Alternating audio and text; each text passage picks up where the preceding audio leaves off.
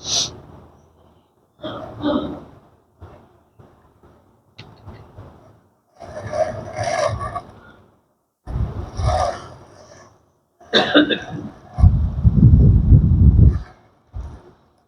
الحمد لله نحمده ونستعينه ونؤمن به ونتوكل عليه ونعوذ بالله من شرور أنفسنا ومن سيئات أعمالنا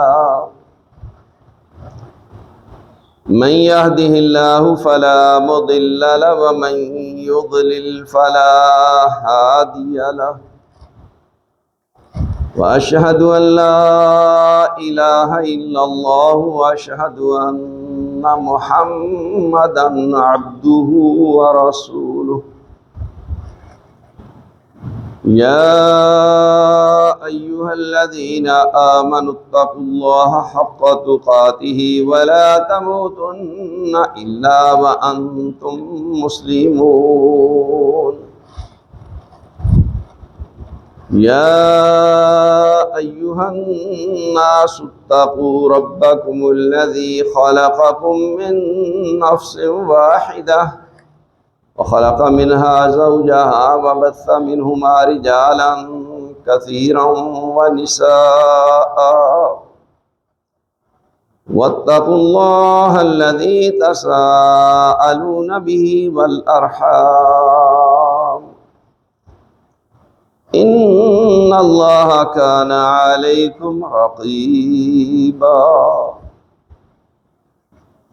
يا أيها الذين آمنوا اتقوا الله وقولوا قولا سديدا يصلح لكم أعمالكم ويغفر لكم ذنوبكم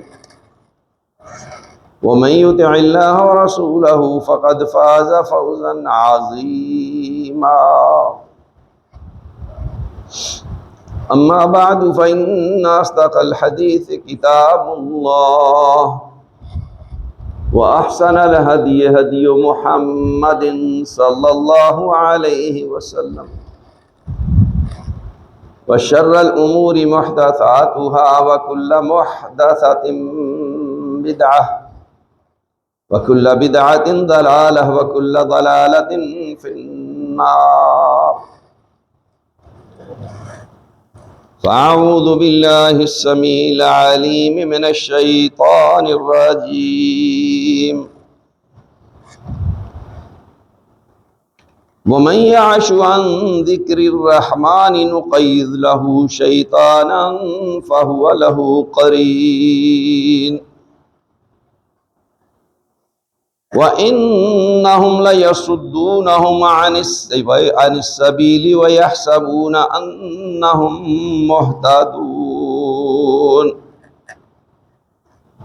حتى إذا جاءنا قال يا ليت بيني وبينك بعد المشرقين فبئس القرين.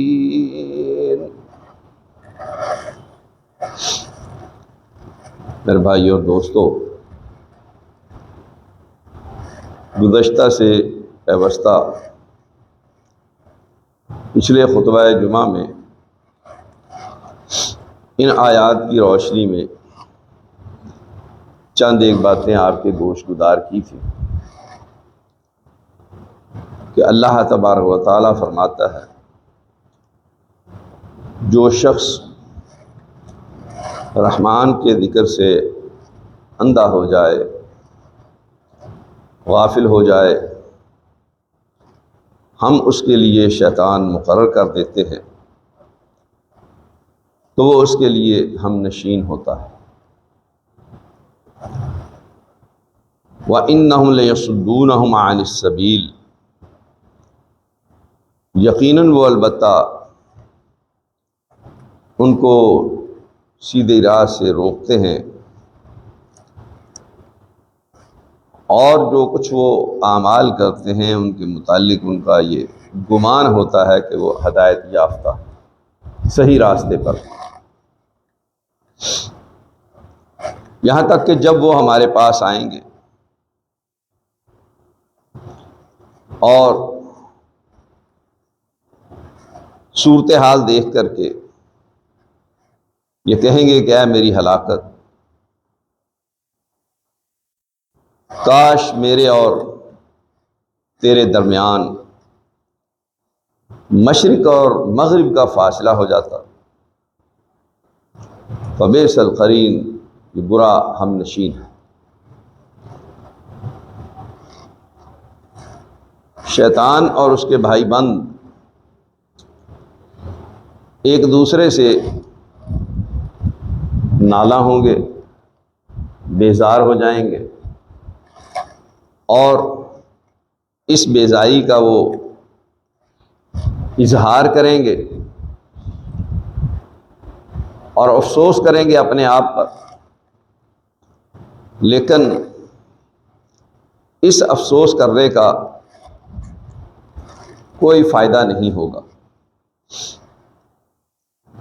فائدہ اور نقصان اسی دنیا میں ہی کما کے جانا۔ اگر اس دنیا میں رہتے ہوئے ہم رحمان کے ذکر کو ہمیشہ پیش نظر رکھیں گے تو یقینی بات ہے کہ پھر فرشتے ہمارے ہم نشین ہوں گے، نیک لوگوں کو دوست اور ساتھی بنائیں گے تو وہ ہمیں نیکی کی طرف رہنمائی کریں گے، اور اگر شیطان اور اس کے چیلوں کو اپنا دوست بنائیں گے تو وہ ہمیں ہمیشہ برائی کی طرف ہی راغب کریں گے۔ اور یہ بات مسلم اور طے شدہ ہے، جیسا کہ صحیح بخاری اور صحیح مسلم میں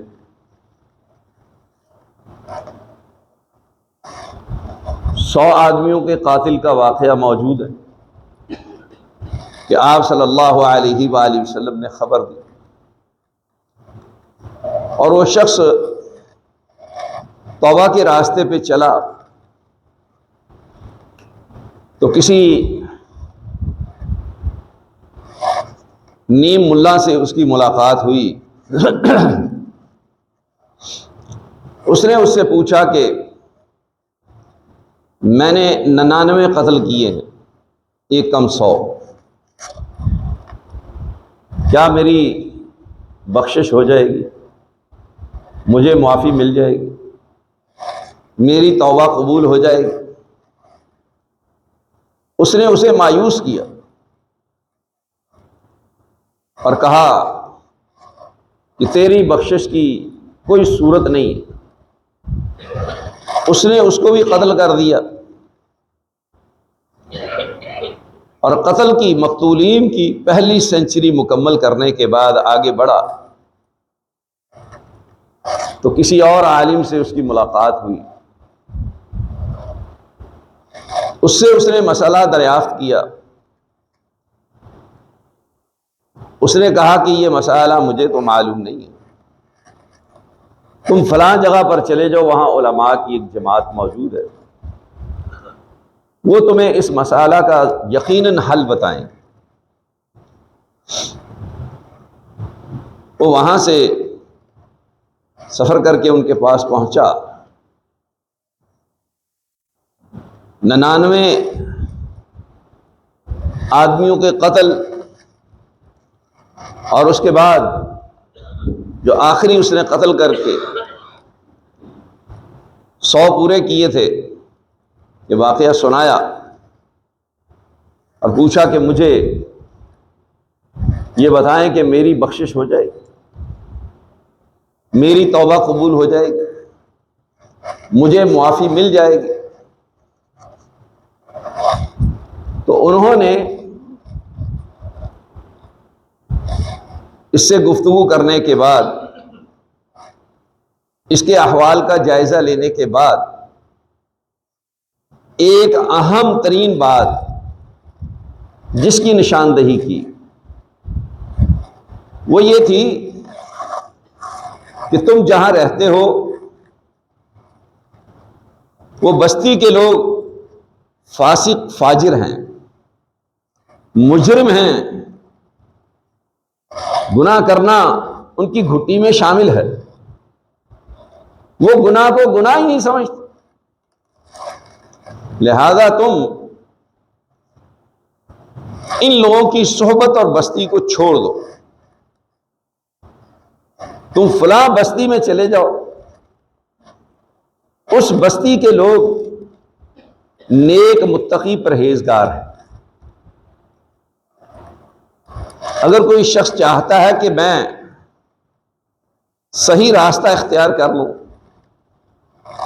توبہ کرنا چاہتا ہے، توبہ پر قائم رہنا چاہتا ہے، اس کے لیے لازم اور ضروری ہے کہ وہ نیک لوگوں کی صحبت اختیار کرے۔ اگر وہ نیک لوگوں کی صحبت اختیار نہیں کرتا تو وہ اپنی توبہ پر قائم بھی نہیں رہ سکے گا، اور اس چیز کا میں اور آپ ہمیشہ مشاہدہ کرتے رہتے ہیں۔ ہم سب کے سامنے یہ بات ہے کہ کچھ لوگ اس بات کا اقرار اور اظہار بھی کرتے ہیں کہ جی ہم یہ گناہ چھوڑنا چاہتے ہیں، چھوٹتا نہیں۔ وہ چھوٹتا کیوں نہیں ہے؟ انہوں نے اپنی صحبت، برے لوگوں کا ساتھ نہیں چھوڑا۔ اس کی دلیل نبی اکرم صلی اللہ علیہ وآلہ وسلم کی وہ حدیث کہ آپ صلی اللہ علیہ وآلہ وسلم نے فرمایا المرء علی دین خلیلہ فلینظر من یخالل، آدمی اپنے دوست کے دین پر ہوتا ہے، تو دوست بنانے سے پہلے اسے غور و خوض کرنا چاہیے، جانچ پرکھ کرنی چاہیے، جائزہ لینا چاہیے کہ میں کسے دوست بنا رہا ہوں، اس کو دوست بنانے کے مجھے فوائد ہوں گے یا نقصانات ہوں گے، اس چیز کا جائزہ لینا انتہائی ضروری ہے۔ جب انسان اچھے لوگوں کی صحبت میں بیٹھتا ہے تو اس کے اندر نیکی کا جذبہ پیدا ہوتا ہے، کاروباری لوگوں میں بیٹھتا ہے تو کاروبار کرنے کا شعور اور ذوق شوق پیدا ہوتا ہے، فارغ البال نکمے لوگ، جھوٹ بولنے والے، غیبتیں کرنے والے، چغلیاں کھانے والے، جرائم پیشہ لوگوں میں بیٹھتا ہے تو اس کے اندر جرائم کرنے کا جذبہ پیدا ہوتا ہے۔ اور جیل میں تو میں نے بطور خاص اس کا مشاہدہ کیا، اکثر و بیشتر مجرم لوگ جو جیل میں موجود تھے ان میں انہوں نے یہی بات کہی اور اس بات کا اقرار اور اعتراف کیا کہ جی اپنے برے دوستوں کی وجہ سے یہاں تک پہنچے۔ تو یہ بری سوسائٹی جب تک نہیں چھوڑیں گے اس وقت تک ہم سیدھے راستے پر بھی نہیں آ سکتے۔ اور قرآن مجید نے جو بات بیان کی ہے وَإِنَّهُمْ لَيَصُدُّونَهُمْ عَنِ السَّبِيلِ، یہ شیطان اور اس کے بھائی بند ان کو سیدھے راستے سے روکتے ہیں، اس راستے سے رکنے اور ہٹنے کی وجہ سے وَيَحْسَبُونَ أَنَّهُمْ مُهْتَدُونَ، وہ یہ خیال کرتے ہیں کہ وہ صحیح راستے پر، وہ ہدایت یافتہ ہیں۔ جب تک یہ بات ذہن سے نہیں نکلے گی کہ ہمارا راستہ غلط ہے اس وقت تک اصلاح بھی نہیں ہو سکتی۔ جب تک کوئی شخص گناہ کو گناہ ہی نہیں سمجھے گا، برائی کو برائی ہی نہیں مانے گا تو اس کو کیسے چھوڑے گا؟ بدعت سے شریعت نے اسی لیے بہت زیادہ ڈرایا، بچنے کی تلقین کی کہ انسان اسے نیکی سمجھ کر کے اپناتا ہے، نیکی سمجھ کر کے وہ کام کرتا ہے، لہذا وہ چھوڑ نہیں سکتا، چھوڑے گا تب جب اسے وہ گناہ سمجھے گا۔ آپ دیکھیں کتنے ایسے لوگ ہیں جو سنگین اور کبیرہ گناہوں میں مبتلا ہوتے ہیں، آپ ان سے کہیں کبھی آپ سودی کاروبار کرتے ہیں، یہ حرام ہے، اللہ اس کے رسول کے ساتھ جنگ ہے، وہ کہتے ہیں جی ہماری غلطی ہے، آخر کار ان کو توبہ کی توفیق مل جاتی ہے، وہ راہ راست پر آ جاتے ہیں، ضمیر ان کا زندہ ہوتا ہے، ملامت کرتا رہتا ہے۔ لیکن جو شخص بدعت کا مرتکب ہوتا ہے، وہ کسی بھی قسم کے جلوس نکالے، وہ نیکی سمجھ کے یہ کام کرتا ہے، وہ کھانے تقسیم کرتا ہے نیکی سمجھ کے کرتا ہے، عبادت کرتا ہے نیکی سمجھ کے کرتا ہے، جبکہ وہ چیز شریعت کے خلاف ہے، اس کو کوئی اجر و ثواب نہیں ملے گا، کوئی فائدہ نہیں ہوگا، لیکن وہ چھوڑنے کے لیے تیار نہیں کہ وہ اس کو نیکی سمجھتا ہے، جیسا کہ قرآن کہہ رہا ہے وَيَحْسَبُونَ أَنَّهُمْ مُهْتَدُونَ، ان کا تو خیال گمان یہی ہے کہ وہ ہدایت پر ہیں، صحیح راستے پر ہیں، وہ نیکی کے کام کر رہے ہیں۔ لہذا میرے بھائی اور دوستو، ہمیں اپنے ماضی کا جائزہ لینا چاہیے کہ ہم کیا اعمال کر چکے، حال کا بھی جائزہ لینا چاہیے کہ ہم کیا اعمال کر رہے ہیں، کیسی زندگی گزار رہے ہیں، کیا اللہ تبارک و تعالیٰ کی یاد سے غافل ہیں، غفلت والی زندگی ہے، یا اللہ تبارک و تعالیٰ کے احکامات کے مطابق زندگی گزار رہے ہیں۔ تو یہ بات پیش نظر رہنی چاہیے کہ اللہ تبارک و تعالیٰ نے ایک اور انداز میں سورہ طٰہٰ میں اسی مضمون کو ایک اور رنگ میں بیان کیا، وَمَنْ أَعْرَضَ عَنْ ذِكْرِي فَإِنَّ لَهُ مَعِيشَةً ضَنكًا وَنَحْشُرُهُ يَوْمَ الْقِيَامَةِ أَعْمَىٰ، جس شخص نے میرے ذکر سے اعراض کیا، منہ موڑ لیا، فَإِنَّ لَهُ مَعِيشَةً ضَنكًا، تو یقیناً اس کی معیشت تنگ ہو۔ معیشت کا معنی تو ہمارے ہاں عمومی طور پر معروف ہے، سب جانتے ہیں، روزی روٹی، کاروبار زندگی، لیکن نبی اکرم صلی اللہ علیہ وآلہ وسلم نے اس مقام پر معیشت کا معنی قبر کی تنگی بیان کیا کہ اس کی قبر تنگ ہو جائے گی۔ ہو سکتا ہے کہ کفار مشرکین اللہ کے نافرمان دنیا میں بہت کچھ ہماری نسبت ان کو زیادہ حاصل ہو، جیسا کہ ہم اس کا مشاہدہ کرتے ہیں، اور رسول اللہ صلی اللہ علیہ وآلہ وسلم نے بھی عمر رضی اللہ تعالیٰ عنہ کو یہی بات کہی تھی جب انہوں نے نبی صلی اللہ علیہ وسلم کے جسم مبارک پر اس گدے کے نشانات، چمڑے کا گدا تھا، اس کے اندر کھجور کے پتے بھرے ہوئے، اس پر لیٹنے کی وجہ سے آپ کے جسم پر نشانات پڑے ہوئے، دیکھ کر رو پڑے۔ پوچھا عمر کیا بات ہے؟ کہنے لگے اللہ کے رسول صلی اللہ علیہ وسلم، آپ اللہ کے رسول، کیا شان، کیا مرتبہ مقام اللہ نے آپ کو عطا کیا، اور آپ کی یہ حالت، اور یہ کیسر و کسرا، یہ بادشاہ ریشمی اور نرم گدوں پر سوتے ہیں، آرام کرتے ہیں۔ تو نبی صلی اللہ علیہ وآلہ وسلم نے فرمایا کہ عمر، تو نے پھر اس بات کو سمجھا ہی نہیں، تمہیں پھر اس حقیقت کا علم ہی نہیں ہے۔ لہم فی الدنیا ولنا فی الآخرہ، ان کے لیے اس دنیا میں ہی سب کچھ ہے اور ہمارے لیے آخرت میں ہے۔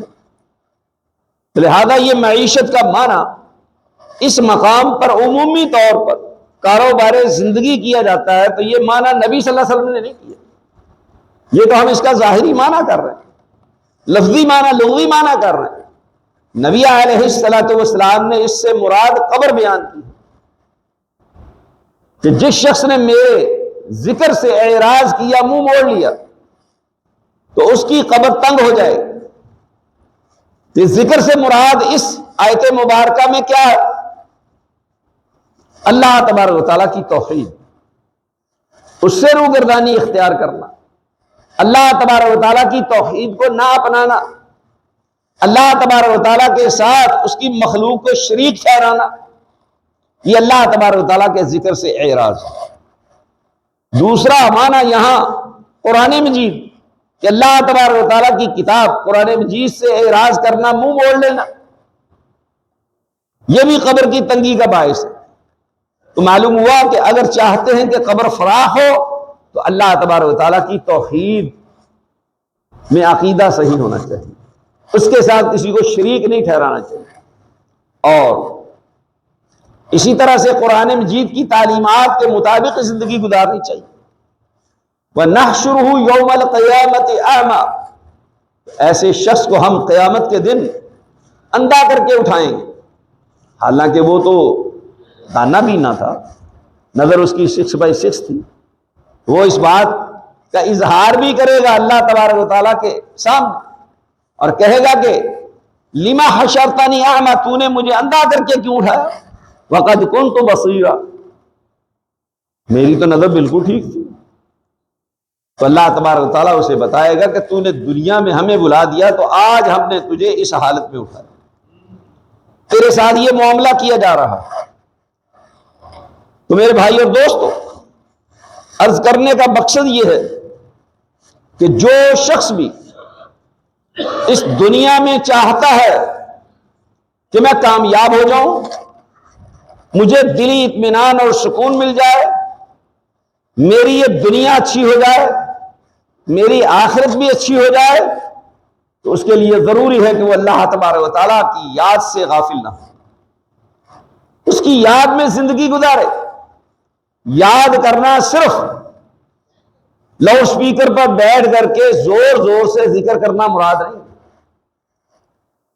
ذکر سے مراد اللہ تبارک و تعالیٰ کے احکامات تو پیش نظر رکھتے ہوئے اس کے مطابق زندگی گزار، اس کے مطابق اپنے آپ کو ڈھالنا، اس کی عبادت کرنا. یہ بات تو آپ کو معلوم ہے، جیسا کہ ہم نے گزشتہ خطبہ جمعہ میں بھی اشارہ کیا تھا کہ نماز اللہ تبارک و تعالیٰ کا سب سے بڑا ذکر ہے، وَلَا ذِكْرُ اللَّهِ أَكْبَرُ. تو لہذا نماز پڑھنے سے، اللہ تبارک و تعالیٰ کے سامنے سجدہ ریز ہونے سے، اس کی عبادت کرنے سے، روزے رکھنے سے، زکوٰۃ دینے سے، حج کرنے سے، حرام سے بچنے، حلال کو اختیار کرنے، اللہ تبارک و تعالیٰ کے اوامر و نواہی کی پابندی کرنے سے انسان کو دلی اطمینان اور سکون ملتا ہے. آپ دیکھ لیں، یہ اللہ تبارک و تعالیٰ کا اصول، قاعدہ اور ضابطہ ہے. جب آپ نیکی کا کام کرتے ہیں تو آپ کو دلی اطمینان اور سکون ملتا ہے یا نہیں ملتا؟ اور جب ہم سے کوئی گناہ ہو جاتا ہے، ہم کوئی غلطی کر بیٹھتے ہیں، تو اس کا نتیجہ کیا ہوتا ہے کہ ہمارا دل پریشان ہوتا ہے، بے قرار ہوتا ہے، بے چینی ہوتی، گھبراہٹ ہوتی ہے، پریشانی ہوتی ہے. یہ اللہ تبارک و تعالیٰ نے فطری طور پر اچھائی اور برائی ہمارے دل میں ڈال دی ہے. فَأَلْهَمَهَا فُجُورَهَا وَتَقْوَاهَا، نیکی اور تقوی، نیکی اور برائی کی جو تمیز اللہ تبارک و تعالیٰ نے ہمارے دلوں میں ڈال رکھی ہے، وہ فرق جب ضمیر اور دل کرتا ہے تو اچھائی سے اطمینان ملتا ہے اور برائی سے بے چینی ہوتی ہے، اضطراب پیدا ہوتا ہے. اسی لیے اللہ تبارک و تعالیٰ نے فرمایا الذین آمنوا وتطمئن قلوبہم بذکر اللہ، کہ وہ لوگ جو ایمان لائے اور ان کے دل مطمئن ہیں، وتطمئن قلوبہم بذکر اللہ، اللہ کے ذکر کے ساتھ. یعنی ایمان لانے کے بعد جو اللہ تبارک و تعالیٰ کے احکامات کے مطابق زندگی گزارتے ہیں، ان کے دلوں کو اطمینان حاصل ہوتا ہے. اور پھر بطور خاص فرمایا کہ یہ بات اچھی طرح سے ذہن نشین کر لو، الا بذکر اللہ تطمئن القلوب، دلوں کو اطمینان اللہ تبارک و تعالیٰ کے ذکر سے ہی حاصل ہوتا ہے. نبی اکرم صلی اللہ علیہ وآلہ وسلم کو کس قدر پریشانی لاحق ہے، کس قدر آپ بے چین ہیں، کس قدر گھبراہٹ ہے میدان بدر میں. صبح کفار کے ساتھ مقابلہ ہے، فوجیں طرفین سے موجود ہے میدان میں، صبح مارکا آرائی ہونی ہے، مسلمانوں کی تعداد بہت کم ہے، کفار کی تعداد 3 گنا سے بھی زیادہ ہے۔ آپ صلی اللہ علیہ وآلہ وسلم ایک درخت کے پاس ساری رات سجدہ قیام رکوع کرنے میں گزار دیتے ہیں، اللہ کے حضور سر بسجود ہوتے ہیں۔ کوئی تھا اللہ تبارک و تعالیٰ کے علاوہ مدد کرنے والا؟ کوئی ہے اللہ تبارک و تعالیٰ کے علاوہ مدد کرنے والا؟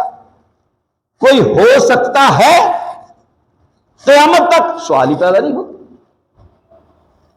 جب اللہ کے رسول صلی اللہ علیہ وآلہ وسلم ایسی حالت میں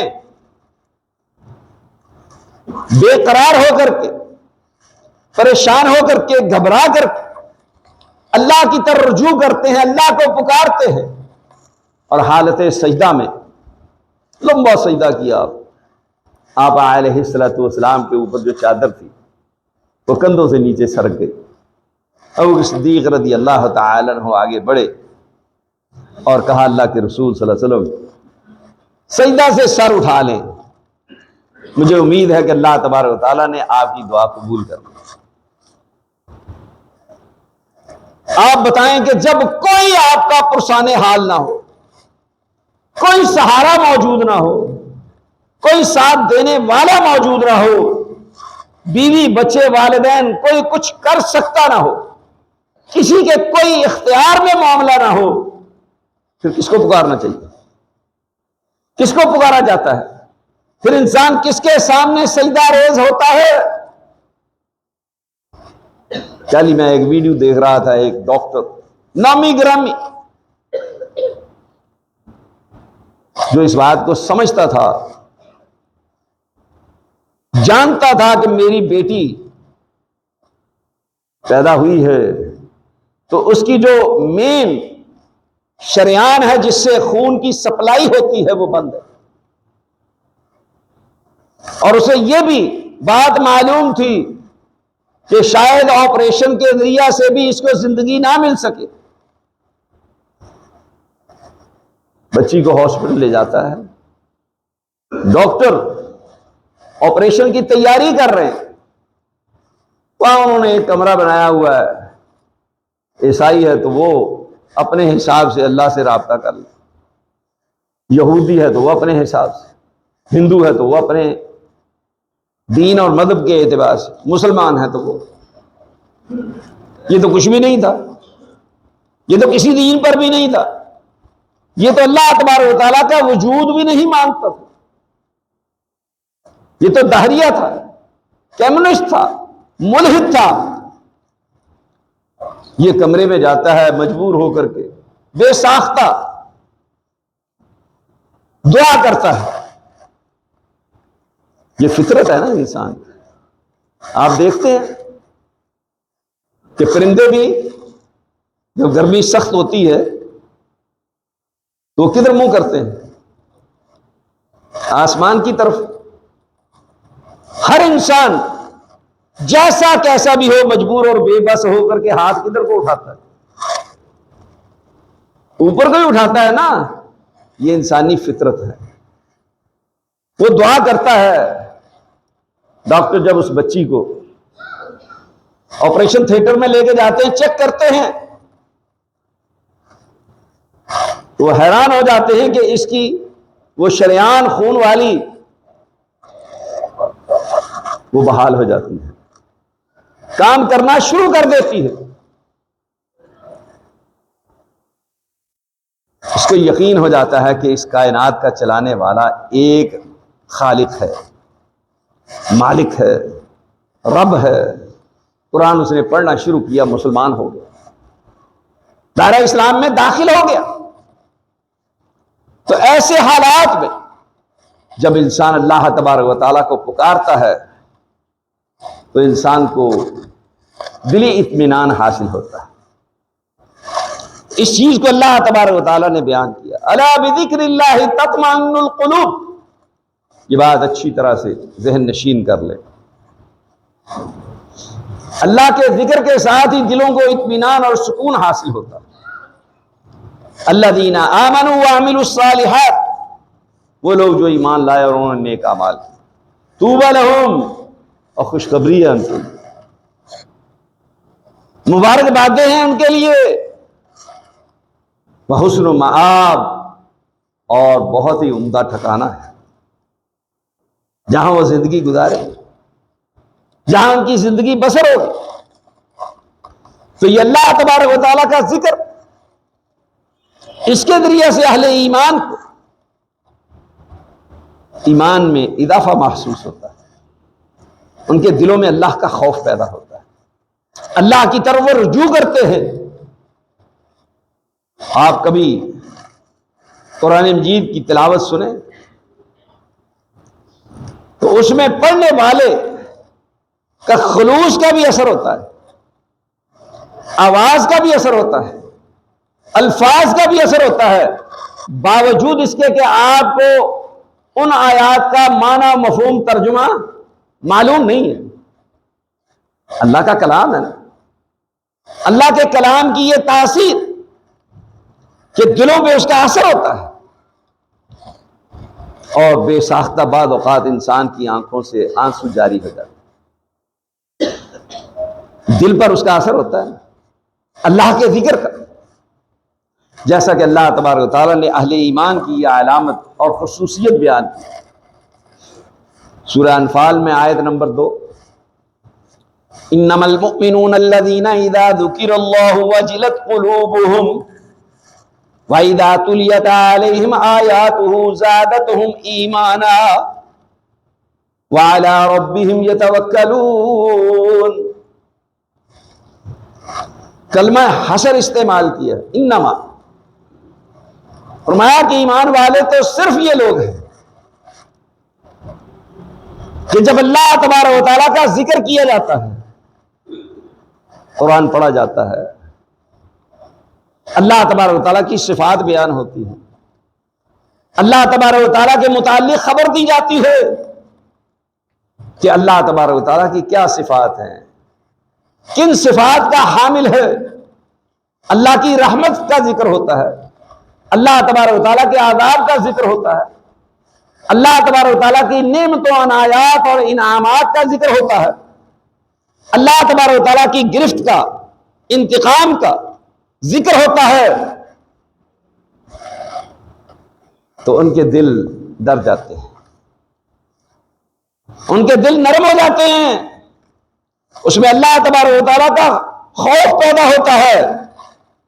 وَإِذَا تُلِيَتْ عَلَيْهِمْ آيَاتُهُ زَادَتْهُمْ إِيمَانًا، اور جب ان پر اس کی آیات کی تلاوت کی جاتی ہے، قرآن مجید پڑھ کر کے سنایا جاتا ہے، تو ان کے ایمان میں اضافہ ہوتا ہے. آپ دیکھیں، جب آپ قرآن مجید سنتے ہیں اس وقت آپ کی کیفیت اور ہے، جب آپ فضولیات سنیں گے تو اس وقت کیفیت اور. حنظلہ رضی اللہ تعالیٰ عنہ کو ابو بکر صدیق رضی اللہ تعالیٰ عنہ نے دیکھا کہ گلی میں پریشان حال کھڑے ہیں. پوچھا کہ حنظلہ کیا بات ہے، کیوں پریشان ہو؟ کہنے لگے کہ نافق حنظلہ، حنظلہ منافق ہو گیا. یہ میرے اور آپ کے لمحہ فکریہ، سوچنے اور غور کرنے کی بات ہے. کہا حنظلہ منافق ہو گیا. ابو صدیق رضی اللہ تعالی عنہ پوچھتے ہیں کہ حنظلہ کیسے منافق ہو گئے؟ فرماتے ہیں کہ جب اللہ کے رسول صلی اللہ علیہ وآلہ وسلم کی صحبت میں ہوتے ہیں تو اس وقت ایمانی کیفیت کچھ اور ہوتی ہے، اور جب وہاں سے نکل کر کے گھر میں آتے ہیں، بیوی بچوں میں، کاروبار زندگی میں، بازار میں مصروف اور مشغول ہوتے ہیں، اس وقت کیفیت کچھ اور ہوتی ہے. وہ ایمانی کیفیت برقرار نہیں رہتی. اس لیے میں سمجھتا ہوں کہ میں منافق ہو گیا ہوں. ابو صدیق رضی اللہ تعالیٰ عنہ کون ہستی ہے؟ اہل ایمان کا بالاتفاق عقیدہ ہے تمام انبیاء کے بعد تمام امتوں میں سب سے اعلیٰ و افضل ہستی ابو صدیق رضی اللہ تعالیٰ. ایسا عظیم انسان، ایسی عظیم ہستی، وہ یہ سن کر کے فرماتے ہیں کہ حنظلہ یہ تو میرے ساتھ بھی ہوتا ہے. کیا ہمارے ساتھ ایسا نہیں ہوتا؟ ہوتا ہے نا. ہم پریشان ہوتے ہیں، ہم اس کے متعلق غور کرتے ہیں، ہم اس کے متعلق سوچتے ہیں، اس کی روشنی میں ہم اپنا جائزہ لیتے ہیں، ہم فکر مند ہوتے ہیں. اللہ اکبر. کہا چلو نبی اکرم صلی اللہ علیہ وآلہ وسلم سے چل کر کے معلوم کرتے ہیں. یہ کوئی ان بچوں کو روکے، ان کو ہٹا دو یہاں سے، ہٹا دو، ان کو پکڑ کے دور کر دو. یار کیا بات ہے؟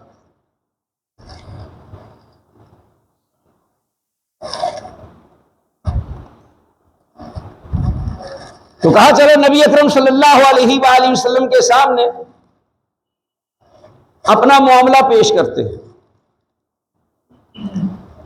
نبی اکرم صلی اللہ علیہ وآلہ وسلم کے پاس حاضر ہوتے ہیں. کہتے ہیں کہ اللہ کے رسول صلی اللہ علیہ وسلم، حنظلہ کی بات سنیں، یہ کیا کہتا ہے؟ آپ نے پوچھا حنظلہ کیا بات ہے؟ وہی بات دہرا دی کہ نافقہ حنظلہ، حنظلہ منافق ہو گیا.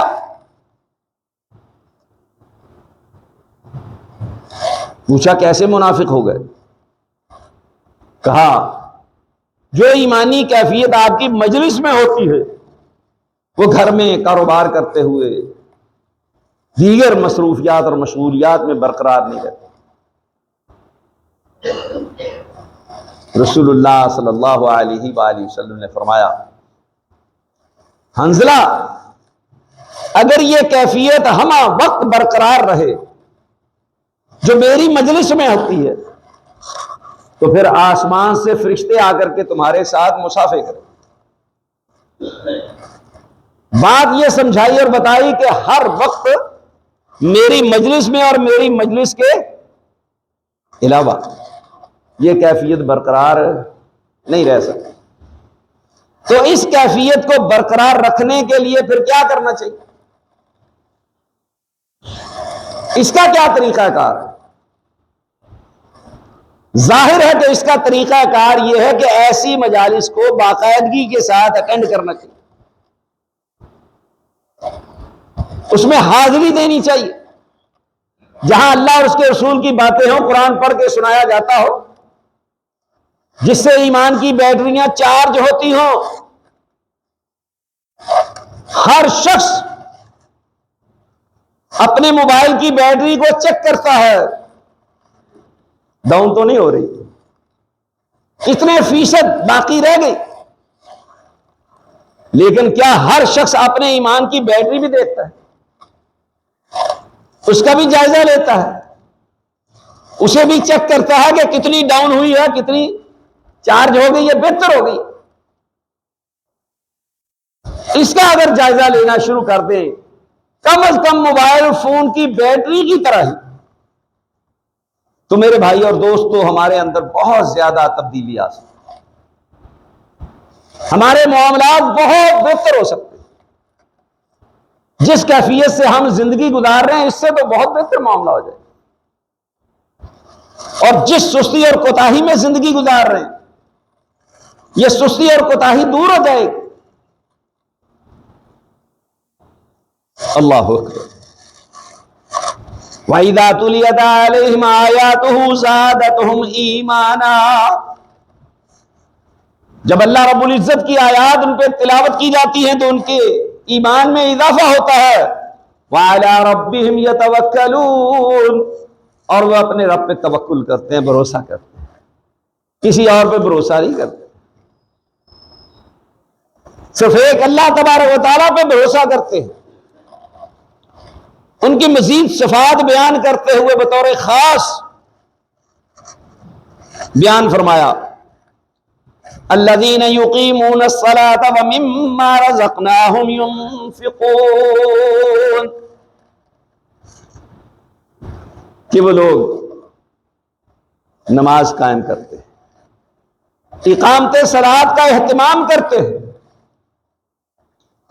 اور جو کچھ ہم نے ان کو عطا کر رکھا ہے اس میں سے وہ خرچ کرتے ہیں. اولئک ھم المؤمنون حقا، یہی پکے سچے مومن، پکے سچے مومن اللہ تبارک و تعالی ان لوگوں کو قرار دے رہا ہے جن کے دل اللہ تبارک و تعالیٰ کے ذکر سے نرم ہو جاتے ہیں، ڈر جاتے ہیں، اور اللہ کی آیات سن کر کے ان کے ایمان میں اضافہ ہوتا ہے. یہ لوگ اپنے رب پہ توکل کرتے ہیں، یہ نمازیں قائم کرتے ہیں، زکوٰۃ ادا کرتے ہیں، صدقہ و خیرات کرتے ہیں اللہ کے راستے. ان کو اللہ فرما رہا ہے کہ اولئک ھم المؤمنون حقا، یہ پکے سچے مومن. تو کیا ہمارے اندر یہ خصوصیات موجود ہیں؟ ہمارے اندر یہ اوصاف حمیدہ موجود ہیں؟ ہمیں اس کا جائزہ لینا ہے. جب ہم اس کا جائزہ لیں گے، سوچیں گے، غور کریں گے، تو یقینی بات ہے جہاں ہمارے اندر سستی اور کوتاہی ہے اس کو ہم دور کر لیں. لہم درجات عند ربہم، ان کے لیے ان کے رب کے ہاں درجات ہیں. ومغفرۃ ورزق کریم، اور بخشش اور عمدہ رزق. یہ اللہ تبارک و تعالیٰ کی خاص عنایت کہ انسان کو معافی بھی مل جائے اور جنت حاصل ہو جائے. جنت وہ کیسی ہے؟ رسول اللہ صلی اللہ علیہ وسلم نے فرمایا جنت آج تک کسی آنکھ نے ایسا منظر نہیں دیکھا، کسی کان نے آج تک ایسی بات نہیں سنی، کسی دل میں ایسا خیال تک نہیں آیا، ایسی جنت. اور فرمایا کہ اس کی ایک بالشت جگہ کی قیمت دنیا و معافی ہے، دنیا اور دنیا کے تمام خزانے جو ظاہر اور پوشیدہ وہ سب خرچ کر دیے جائیں تو اس کی قیمت ادا نہیں ہے. وہ اتنی قیمتی جنت ہے. اور اس کے برعکس جو لوگ اللہ تبارک و تعالی کا نام سن کر کے دل میں تنگی محسوس کرتے ہیں، نفرت کرتے ہیں، اللہ کے ذکر سے، اللہ کی توحید سے راہ فرار اختیار کرتے ہیں، ان کو یہ بات اچھی نہیں لگتی کہ صرف اللہ اکیلے کا ہی ذکر کیا جائے. ان کو پریشانی لاحق ہوتی ہے. ان کا بھی ذکر اللہ تبارک و تعالیٰ نے سورہ زمر آیت نمبر 45 میں کیا. وَإِذَا ذُكِرَ اللَّهُ اشْمَأَزَّتْ قُلُوبُ الَّذِينَ لَا يُؤْمِنُونَ بِالْآخِرَةِ وَإِذَا ذُكِرَ الَّذِينَ مِن دُونِهِ إِذَا هُمْ يَسْتَبْشِرُونَ. جب اللہ تبارک و تعالیٰ کا ذکر کیا جاتا ہے تو ان کے دل جو ہیں وہ سکڑ جاتے ہیں، تنگ پڑ جاتے ہیں، نفرت کرتے ہیں اس بات سے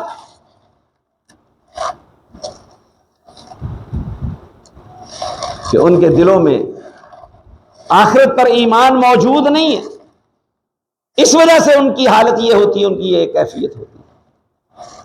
اور جب اللہ تبارک و تعالیٰ کے علاوہ جس کو انہوں نے اس کا شریک ٹھہرا رکھا ہے، اس کی صفات کا حامل بنا رکھا ہے، ان کا ذکر کیا جاتا ہے پھر بڑے خوش ہوتے. بابوں شابوں کی بات ہونا تو بڑے خوش ہوتے.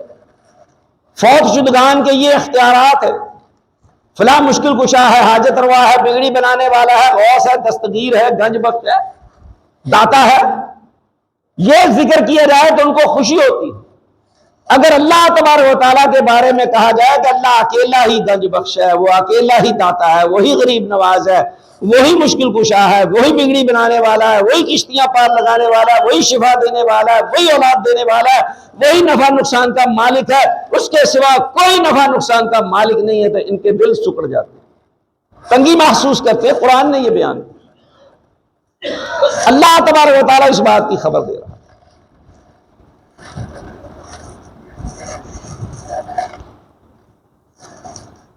تو آئے قرآن مجید کے مطابق اپنے عقائد بھی بنائیں، اپنے معاملات کو بھی قرآن مجید کے مطابق ڈھالیں، اور قرآن مجید کے مطابق زندگی گزارنے کا، عمل کرنے کا عہد کریں۔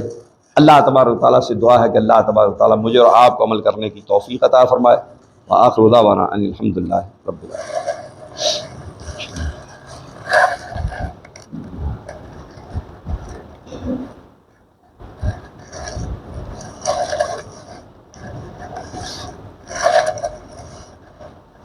صلی اللہ